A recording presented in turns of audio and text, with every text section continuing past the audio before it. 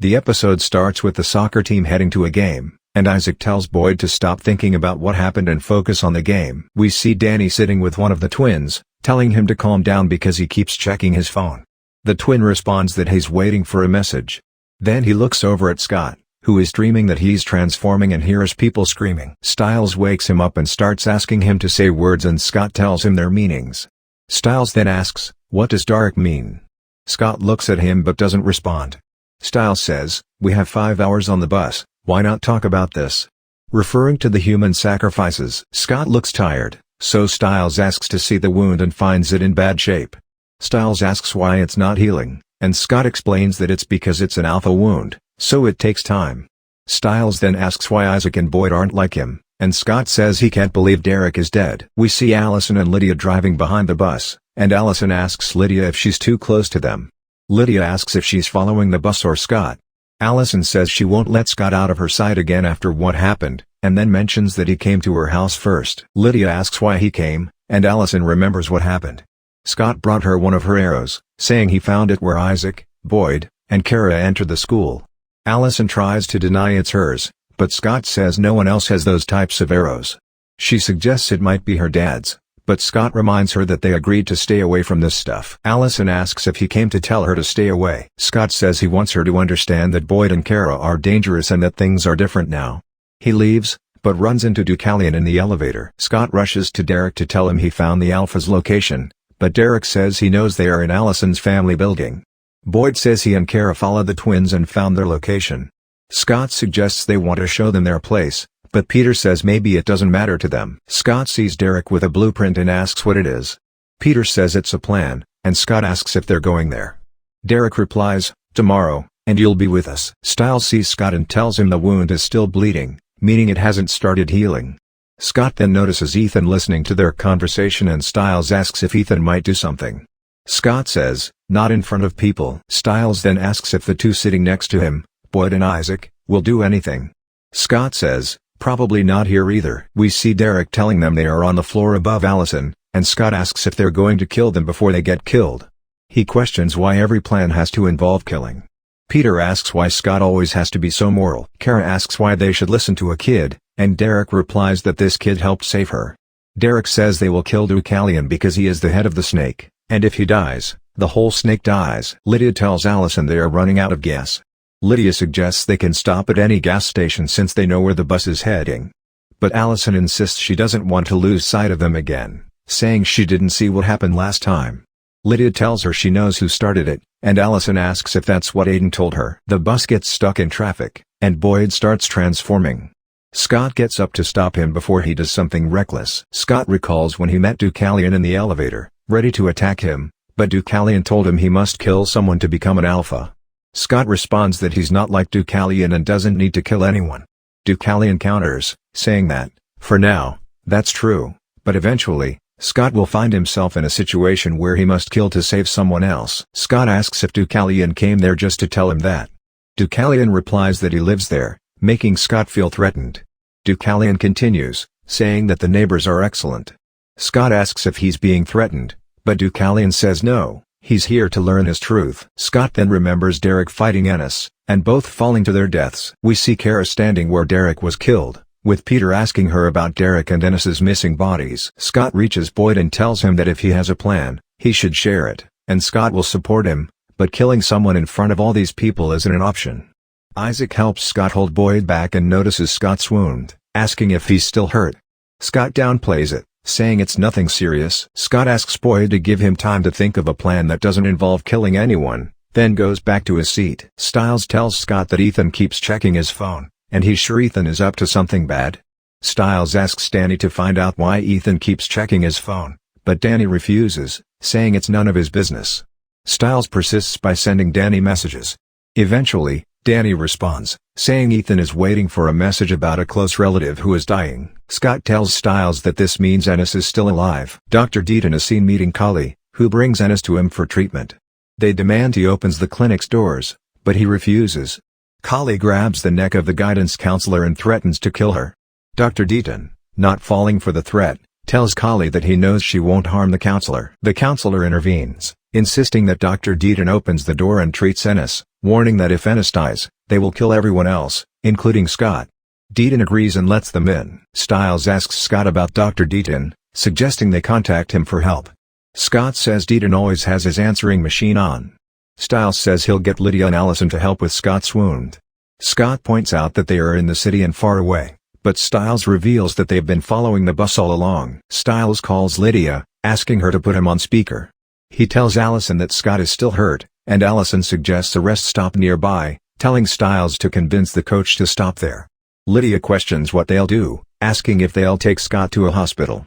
Allison says they will if necessary. Stiles approaches the coach, claiming he needs a bathroom break, but the coach refuses. Stiles returns to his seat but overhears the coach telling a teammate, Jared, to look up because he has motion sickness. Stiles gets an idea, sits next to Jared, and encourages him to look down. Jared throws up on the bus, forcing the coach to pull over at the rest stop. Allison takes Scott and wonders why his wound isn't healing, considering he's recovered from worse injuries before. Lydia suggests it's psychological, saying Scott doesn't want to heal. Stiles agrees, saying Scott is refusing to heal because Derek is dead. Allison decides to stitch the wound, believing that Scott needs to feel that someone is helping him heal. Meanwhile, Dr. Deaton begins treating Ennis and instructs them to close the clinic door. Allison prepares to stitch Scott's wound, but Stiles urges her to hurry because the bus will leave soon. Lydia tells Allison she can help delay the bus and takes Stiles with her. Allison tells Scott to keep looking at her as she tries to thread the needle but struggles. She remembers her mother scolding her, saying, "Something so simple and you can't do it?" and asking how she handles tough situations. Allison replies calmly and tells herself to stop crying. She manages to thread the needle and stitches the wound. Scott suddenly stops breathing and recalls Derek falling with Ennis. Allison calls out to Scott, and he wakes up, blaming himself for Derek's death. He asks if she stitched the wound, and she confirms. Allison helps him up and gets him dressed. Scott remembers Isaac walking in on him while he was getting dressed, asking where he was going. Scott tries to avoid answering, but Isaac insists on coming with him. Scott and Allison leave the bus, and Lydia tells them that Stiles is trying to stall the coach. Scott recalls confronting Deucalion with Isaac and asking if he came alone. Deucalion replies that it wasn't Isaac he was talking about, and Derek appears. Scott talks to Derek, explaining that he wanted to resolve the issue without anyone getting hurt. Derek points to Deucalion, indicating he wants to handle him alone. Deucalion then reveals that he wouldn't have made it there without the rest of the Alpha Pack. Scott returns to the bus and finds Isaac beating up Ethan. Scott stops him. Meanwhile, Kara and Peter are at the veterinary clinic, and Kara comments on it being just an animal clinic. Peter explains that half the building is made of mountain ash wood, preventing any supernatural beings from entering. He mentions he's unsure how they will get inside. Kara suggests using the door, and Peter reveals that the entire Alpha Pack is inside. Inside, Deucalion is with Ennis, asking Dr. Deaton about his condition. Deaton says he will recover. Deucalion then kisses Ennis before killing him to take his power. Kara asks Peter who is inside, Derek or Ennis. At that moment, Kali comes out screaming in grief, confirming it wasn't Derek inside. Derek starts the attack, with Isaac and Scott joining to defend them.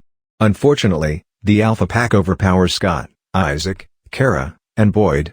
Deucalion offers Derek a deal: kill Boyd, and he will let the rest go. Derek hesitates, unsure of what to do. In the midst of this, another attack comes from above. Allison shoots arrows at the Alphas, and Deucalion orders them to cover their eyes. Allison calls her father, Chris, asking for help, but he refuses, saying they aren't his family. Allison insists they have become like family to her, and she needs to stand by them. She joins the fight, turning the tide again, but the Alphas are still very strong. Ennis, in particular, is too much for Scott and Isaac. Derek intervenes, and Scott claws at Ennis's leg, causing them both to fall. Stiles tells Lydia about his theory on the human sacrifices, mentioning a druid, or Daruk, which means dark oak in Gaelic. Lydia notes that some cultures perform human sacrifices before battles. Stiles concludes that they are facing an Alpha Pack and a druid. Allison tells Scott that if Derek is dead, it isn't his fault. Scott thanks her for helping despite his earlier warning to stay away. Finally, we see Jennifer, the teacher, getting into her car when a wounded Derek approaches, seeking her help. After that, an old car appears and a wounded person comes out of it, and this conversation takes place in 77. He enters a hotel room and finds himself injured on his side with wolf claws. He opens the window and sees the full moon. Here, He takes out a gun and shoots himself with fire before transforming. Afterwards, we see the school bus arriving at the same hotel, and the coach tells them that the sports meeting has been postponed until tomorrow, and that they will be staying at this hotel until then, with 2 students sharing one room. Lydia stands and looks at the hotel, feeling something unnatural in the place, and tells Allison that there is something wrong with this hotel. Allison responds that it's just one night and they'll get through it, but Lydia insists that there are many powerful things that could happen in just one night. Scott enters the room with Stiles and tells him that there are 4 suspects who might be the ones killing people, and mentions Harris, the chemistry teacher, as the prime suspect.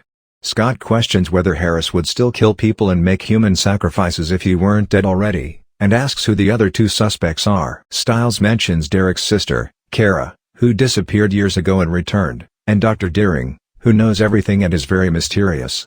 Scott then asks about the last suspect, and Stiles reveals it's Lydia, hinting that Peter used to control her before. We see Jennifer arriving at Derek's house and telling him that they need to go to the hospital, but he refuses to leave. Chris goes to the place where he met the werewolves and sees the traces on the ground, indicating the fights and bloodshed. Meanwhile, Scott enters the bathroom and looks at his eye in a strange way, while Stiles goes to buy something and finds Boyd also shopping but acting as if he's asleep. After he puts money into the vending machine, nothing comes out. Stiles tells Boyd that he will handle it, but Boyd breaks the glass with his hand, takes what he bought, and leaves. Lydia goes down to the hotel reception, holding towels, and tells the old lady running it that the towels smell like cigarettes. She apologizes and Lydia feels scared of her. Lydia sees the number 98 hanging on the wall and asks about it. The old lady tells her it's something her husband insisted on, and informs her that they are number 1 in the state for the number of suicides in the hotel, and the count is still ongoing. Isaac is sitting in a hotel room holding the remote control, trying to change the channels, but there's no signal. Chris calls Allison and tells her he can come pick her up, but she says they are staying in a not-so-nice hotel for the night and will go to the match in the morning. He asks her the name of the hotel, feeling like he knows it, and tells her to call him immediately if anything happens. Chris continues his inspection of the place and sees the traces of Allison's arrows on the wall, realizing she was there. Meanwhile, Derek is with the teacher, examining his wound, and she tells him that aside from the black goo he's bleeding, the wound is very bad. Lydia leaves the room and tells Allison about what she saw downstairs and the number of suicides, implying that they have an unusually high rate of suicides every year. Suddenly, Lydia hears voices from the room next to theirs, where a man and a woman are talking to each other, agreeing to commit suicide by setting themselves on fire. Lydia is scared and tells Allison that 2 people next to their room have committed suicide. She rushes to the room, but finds it empty with some repairs being done. She tells Allison that it was a young couple, but Allison believes her. Boyd goes to get ice and hears a voice accusing him of abandoning someone, asking why he left them. He looks in the ice and sees the face of the girl who was with him, now dead. Lydia tells Allison that she's leaving because they're renovating the place to remove bloodstains, but Allison insists they investigate what's happening there first. Isaac wakes up to the sound of movement and thinks of Boyd but can't find him. He hears his father asking for the room number, but Isaac gives him the wrong one. His father scolds him and tells him to go into the deep freeze as punishment, and Isaac feels like he's actually inside it. Lydia and Allison go to the hotel reception and find out that the number of suicides has now risen to 2.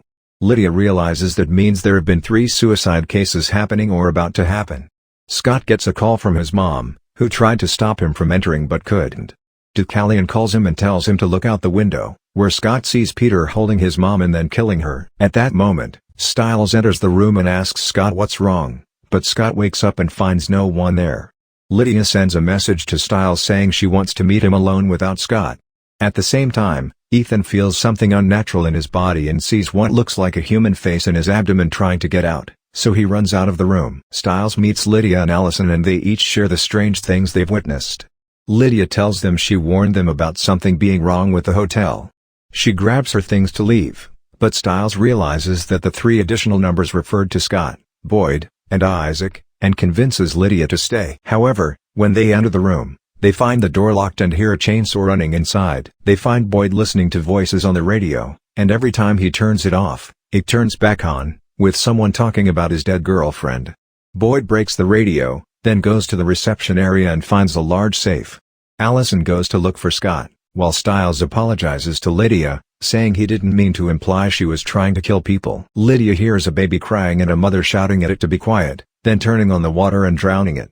Boyd holds the safe he took from the office and leans over the bathtub full of water, taking the safe with him and drowning. Lydia tells Stiles that someone is drowning right now. They rush to Boyd and Isaac's room and find Boyd indeed drowning, trying to save him, but the safe is too heavy. Stiles suggests using heat to get him out and touches the fireplace, burning himself, but suggests they use heat in the water. Lydia remembers the cheerleaders' flares on the bus and Stiles rushes to get them. Lydia looks under the bed and finds Isaac. Stiles returns with the flares and lights them, putting them in the water, and Boyd is able to surface. He then lights another one to help Isaac. They go to look for Scott and find him standing in the street, pouring gasoline on himself and holding a heat flare in his hand. If they get close, it will ignite. Scott stops them and says there's no hope, and he's the cause of everything that's happening. He says they were nothing before he was bitten and nobody noticed them. However, Stiles insists they've always been together, and if they're going to die, they should do it together. He stands with Scott in the gasoline and takes the lit flare from him, but throws it away. Unfortunately, the wind blows it back onto the gasoline, but Lydia pushes them away in time. The next day, the coach finds Scott, Stiles, Lydia, and Allison asleep on the bus and tells them the match has been cancelled. Ethan approaches Scott and thanks him, then tells him that Derek is still alive but he killed one of them, and now they have to choose whether to join them and kill the rest of their team, or else Kate will come after them and kill them. Lydia takes the whistle from the coach and blows it, finding a substance on her hand.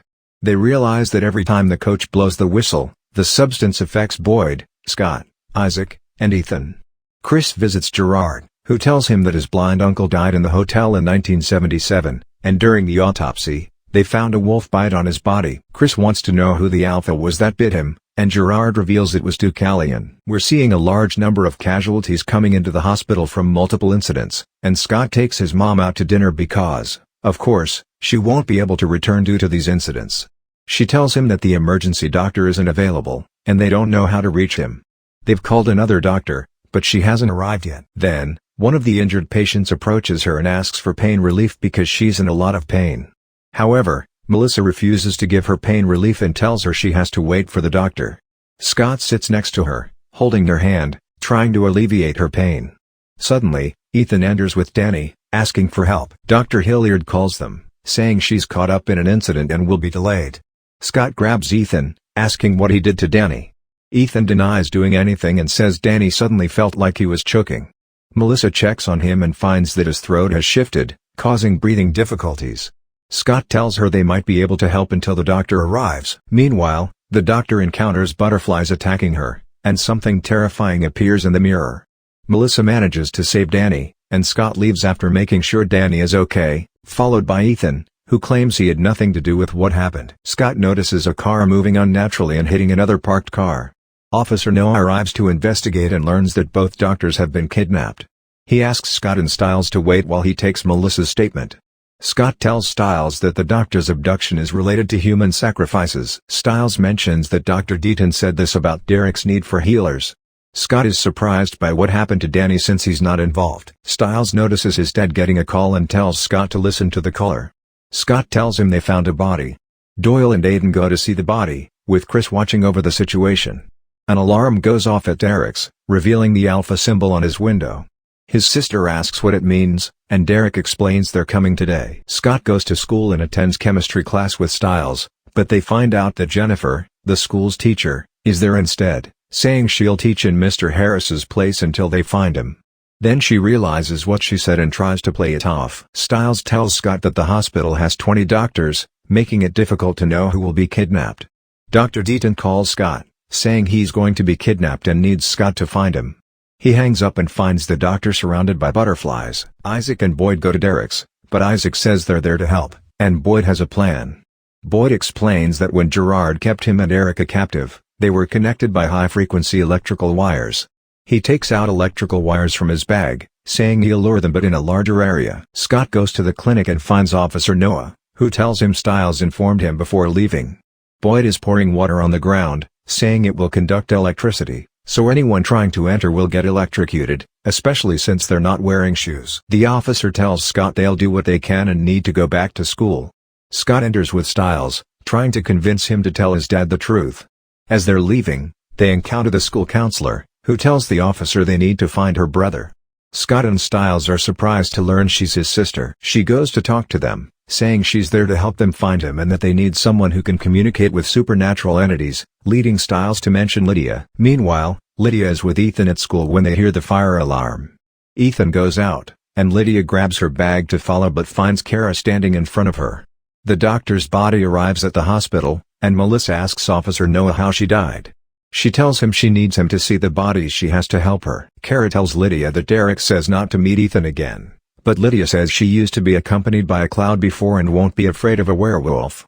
Kara holds Lydia's hand tightly, and Stiles arrives, telling her to let go and sending Scott a message that he found Lydia. Scott hears a noise and follows it, while Stiles stays with Lydia and Kara, bringing out a game and asking Lydia to try it to see if she can locate Dr. Deaton. Scott reaches the source of the noise and finds Deucalion, who tells him they can help him find Deaton.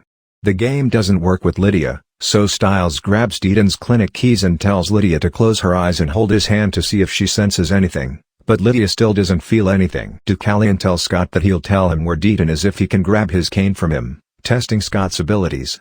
Scott tries to take the cane, but Deucalion is very skilled and manages to injure him with it. He tells Scott that he's not the one killing innocents and worshipping ancient gods, but he's part of a group that wants to kill Derek and he has to choose between Derek and Deaton. Scott asks where Deaton is, and Deucalion says he'll leave him a clue and walks away with Scott following him. Meanwhile, Stiles tries to get information from Lydia, but she tells Kara that Stiles isn't as smart as he thinks. However, Lydia says she's smart but not a psychic, and if they need someone to help them, they should go to Danny. Stiles asks why Danny, and Scott enters, saying it's because Danny was the target yesterday, so he must know something. We see Melissa showing the officer the bodies, saying both were strangled without any marks on their necks. She shows him a wound on their hands, indicating they were tied up with their hands to the ceiling, meaning Deaton was also tied up. Scott leaves with Stiles to go to Danny in the hospital, but Scott tells Stiles to go alone because he found something and received a message from Allison asking him to meet her. We see Boyd after flooding the area with water and electricity, hoping his plan will succeed. Scott goes to Allison and enters his dad's office, where she shows him a map on his desk. They see that he's been tracking everything since they were alphas at the bank, but they find an area that's not covered, meaning there are still bodies undiscovered. Chris comes out from underneath, but Scott manages to hide and leaves without being seen. Stiles goes to Danny's room, looks through his stuff, and finds a file, then leaves. Scott informs them that Danny was working with the chemistry teacher Harris, who disappeared on a project about Earth currents. Isaac asks Derek why the light went out, and Derek says it means someone cut the power. Callie arrives, threatening Jennifer, and at the same time, Scott explains to Stiles the file he found at Danny's and discovers that Deaton is in the bank vault. Kara tells them Boyd sent a message saying his plan failed, so Scott tells them to help Derek while he goes to Deaton. Scott reaches the vault and indeed finds Dr. Deaton inside, but he's surrounded by a circle of mountain ash preventing him from entering. Callie starts beating Derek, and Scott tries to break the circle. We see Callie still overpowering Derek, while Scott tries to break through the circle with all his strength but unfortunately fails. Then the officer arrives and sets the rope on fire, causing Dr. Deaton to fall. Stiles, Kara, and Lydia arrive and turn on the electricity, electrocuting the area. Callie is still stronger than Derek, and after the electricity stops, Boyd tackles Callie, saving Derek. Callie tells Boyd if Lydia hadn't joined her until the moon rose, she would have killed all of his pack members. Boyd tells her not to be upset and reminds her that he wanted to know how the eclipse would affect them, recalling Erica asking Callie about the lunar eclipse. Chris goes to Gerard and tells him he needs to tell the whole truth, then leaves. But Allison arrives later and tells her that Gerard says she's late. Scott asks the officer how he found their location, and he says he found a symbol resembling the bank symbol in the clinic and asks for an ambulance. Finally, Deaton tells Scott that his eyes were glowing red, meaning he could be an alpha without killing anyone. He tells him that since he knew he was bitten, he believed in him, and now he understands that Deucalion isn't looking for Derek but for him. Subscribe to watch more videos like this, and leave a like to help the channel out. Thank you for watching.